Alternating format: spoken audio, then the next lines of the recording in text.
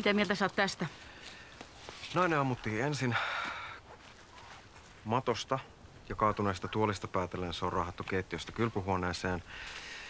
Mies tuli paikalle kiireessä. Auto oli ajettu tuohon pihalle asti. Se on yllätetty, ammuttu vaimonsa viereen. Ase Colt Mustang löytyi lattialta. Kuulostaa ammattimaiselta. Minkälaisia puhelimia, elektroniikkaa ei ole tullut mitään vastaan. Okei. Mä lähetin toi Kim Farmille. Joo, mutta tää mun kontakti on yksi espanjalainen rikospoliisi, joka asuu tällä hetkellä Oulussa.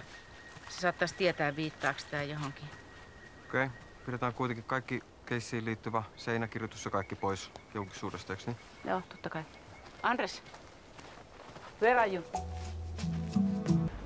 Meinaan, kysyit sä edes mun mielipidettä tai lupaa ennen kuin sä toit sen espanjalaisen poliisin mukaan? Mikä sen nimi nyt oli? Millainen ole? Villanueva. Ilman hänen apuaan seinäkirjoituksen ja Sabera Lopesin välinen yhteys olisi todennäköisesti jäänyt meiltä huomaamatta.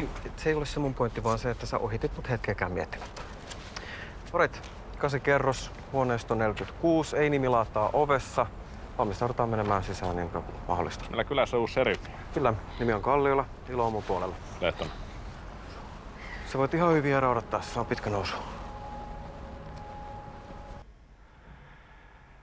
Jota mä päätin testata, että saataisko me siitä uranista meille mitään lisäarvoa.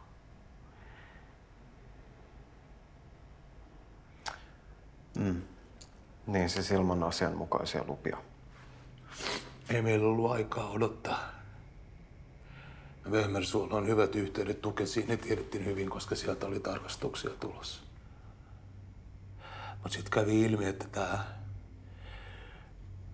menetelmä, jota me käytettiin uraanin erottamiseen koboltista ja malmista, ei toiminut kunnolla. Rikastusjäte oli aivan liian radioaktiivista, eikä me saatu sitä vittu millään. Kaikista yrityksistä huolimatta laskemaan. Joten siitä oli päästävä eroon ennen seuraavaa tarkastusta. Niin ja tähän ratkaisu oli siis Tuomas Hyvärinen ja Ekotrans.